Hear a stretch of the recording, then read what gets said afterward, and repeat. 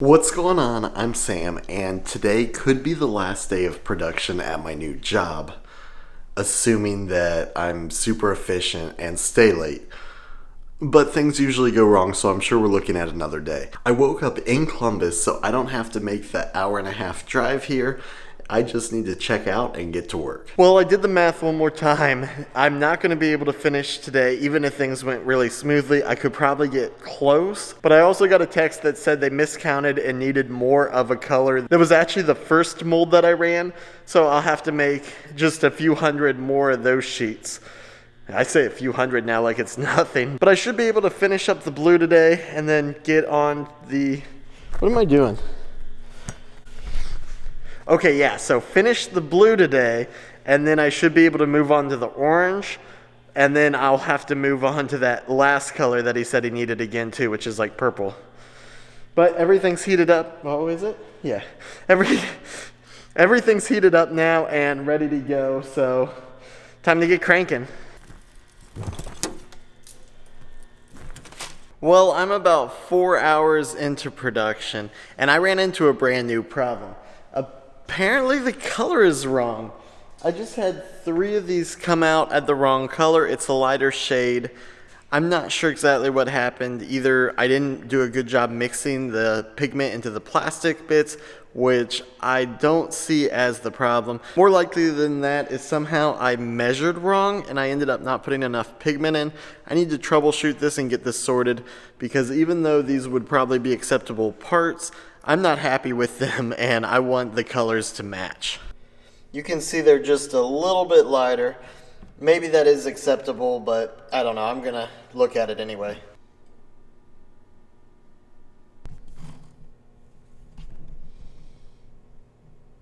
So that whole color thing ended up being kind of a non-issue. The lighter color only lasted for a few runs, not more than probably 10 or so. And I guess it was just not completely mixed. I did reach out to one of my bosses, the owner of the company, and he said it was no problem at all. There's not really a color standard that they're sticking to right now, because these are just pre-orders, and it's not like Lego that if the color was off, it would be a big problem. This is a lot more low-key and laid back. So before I had heard from him, I made the decision to keep going ahead with the production. And when he got back to me, he had said the same thing. So I'm glad I made the right decision, because I didn't want to spend the time emptying out the hopper for him to get back to me and then say, just keep running them. So now I only have about 2 buckets of the blue left. 1 is loaded in the machine. I'm going to keep pressing forward with this production. And once I get the blue done, I will go to dinner and then switch colors and maybe run some, but pretty much call it a night. And then tomorrow I'll be able to run that final color, finish it, and then all the parts will be done, all the injection molded parts, all the popsicle sticks, and it will just be time for packaging. I don't know if I'm going to be helping with the packaging. I don't think I will. I think my thing was just the production, and then moving forward I might have some other parts to play. I said I was going to do 2 more runs, which is like 200 pieces. I didn't even make it through 100 runs, but I'm going to go to dinner and take a little bit of a break. I've been here for a while running parts, and I just want to get out of here and get some time to myself. So I'm going to go grab dinner, come back, and I have a whole lot of parts to run. I know I haven't explained these things yet and what I'm actually making. So after I come back, I'll explain just what this toy is and what I've been making. So what have I been doing? These are some of the prototypes I was talking about, like the laser cut wooden connectors. So there was a time when I was working at Peter's shop that I just made hundreds and thousands of these little pieces. These are wooden prototypes of the toy that I've been working on, and I'll get into that in a minute, but I'll show you these first. These are some of the original 3D printed parts that were made. I didn't have anything to do with these. These were all made by the other guy. Finally got it to focus there. So these are original 3D printed prototypes, and you can start to see what they do. So this toy is called Nerks. You can order them now, but I would suggest not to, just because we don't know when they're going to be available. I filled all the pre-orders by getting all the parts made, but they're not ready for full production yet. We're still looking at machines, and once we get rolling, I can talk about when they're ready, and you'll probably see me making them. So if you followed any of the videos, I know this series has been really long and people are getting a little bored of it, but I was using these milled aluminum molds to make these parts.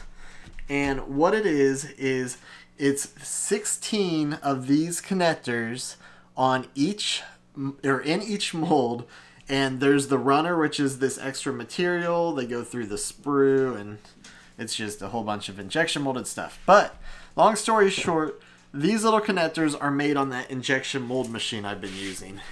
The other side of the production that you might have seen me do is the popsicle sticks, where we get these blank popsicle sticks, and I was using the laser to, technically it's engraving or etching, though it was running a cut function just for speed, but it puts these really light marks on the popsicle sticks. There it goes. Now these are just for alignment. They don't actually go into the wood at all. And that's so when you use the connectors, you can line them up to matching marks and have everything connect right. So here's a bag of the connectors that I have. So I'm just gonna kind of pour these out on the table. They're pretty tiny. You can kind of, these are finished products. This is pretty much what they're all gonna look like. And what you do is you just take the connectors and you can connect sticks together. So there's a 90-degree angle, which will connect the sticks into a 90. There is a straight connector that will connect the sticks straight. There's a 60-degree connector. 60? Yeah, 60 degrees. So you could connect 3 sticks into a triangle. You can kind of see how that looks. There's a 135-degree connector, which would be like a 45-degree almost angle like that. You can see how that works. There's the, I call them E's. These are mostly used for making strong structures because you can put 2 rows of popsicle sticks in a row. And you can kind of see how E's make this warped from being pushed in the box, but you can kind of see how that will strengthen it. That's how some of the big creations like this giant crane were made. And these again are the laser cut prototypes. Here's some of the very first laser cut prototypes I did. You can see I tried to color them with different paints and dyes. They ended up looking pretty good, but they went in this direction and I'm glad they did. The plastic just feels a lot nicer and it sounds kind of cool too, like Legos. So I'm not very creative when it comes to making parts like this, but the guy who used to do it is super creative. He did most of the big models. You can see the rocket, I think he did the Ferris wheel, the giant crane, just a ton of stuff. And what these are is they're just a really basic, very simple building toy. So you can use a bunch of them, make whatever you want. At the Ohio State Fair when I was working there, it was cool seeing all the kids just create whatever they wanted. I saw kids making cars and horses, just windmills, everything they could imagine, where I just kind of put sticks into weird shapes and I'm done. Like this isn't even anything, but I guess I was just testing the connectors more than anything. So I finally got to tell you guys what I've actually been doing.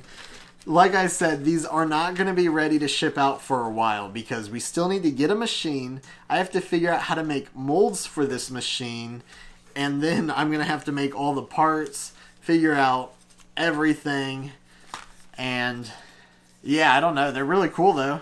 So there is one more day left in this series. I'm just calling it a series because that's what I see in the comments. But after this last day, my job is going to be over and I'll have to find work somewhere else. Not necessarily over, it's just I won't have any more work to do with them right now.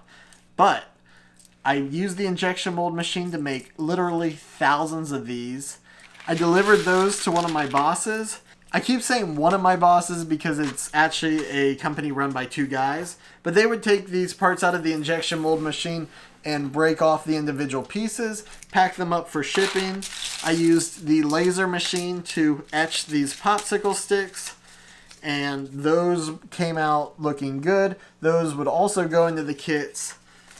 The etching is probably the part that we are most unsure about, just because the time it takes, we're not sure if people actually use the marks or not.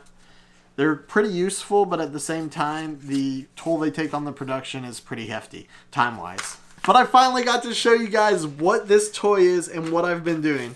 Again, it's called Nerks. I'm putting the website in the description. You could order now if you want to, but they don't really want me driving traffic and orders quite yet. So if you do want one of these, if you could hold off, that'd be great. Once the production's up and running, I'm sure I'll have a discount code I could give you if you really want to order them. I'm really excited about this company moving forward. I can't wait to get an injection mold machine and start making some molds. And that might be what my shop turns into. I might start an injection mold company once I get this first machine and learning how to use it. I don't know. The future is still unclear. I can't wait to move forward. Even though this segment of work is over, I'm still excited for what the future brings. I need to make some money because I am kind of broke right now. I don't have any money coming in, which is very scary. So I gotta get moving. I have some stuff to do around the shop, and this should pick up once the machine's picked up. I should have some more work, but until then, I'm gonna do whatever I can. So I finally finished all these blue parts. I got a huge container full of them.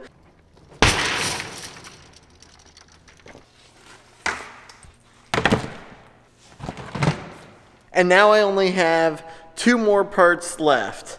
All I gotta do is purge the machine of the current material, clean out the screw, and add the new color. That's not too hard and it doesn't take too long.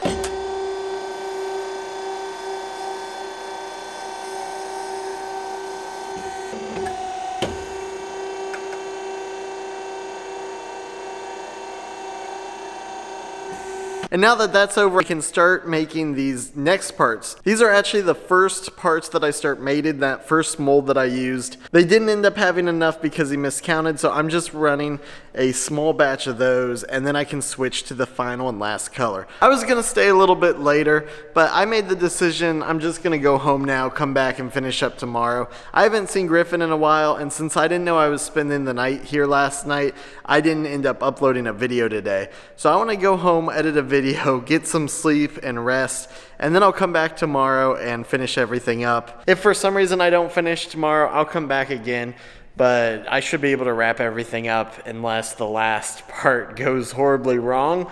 I really hope that's not foreshadowing. But thank you guys for watching. I hope you enjoyed this video, and I will see you in the next one. Hey guys, I'm home. Hi Griffin. Hi Jackson. What you doing? What you doing, Griffin? What you doing? You wanna go outside? You wanna go outside? Go outside.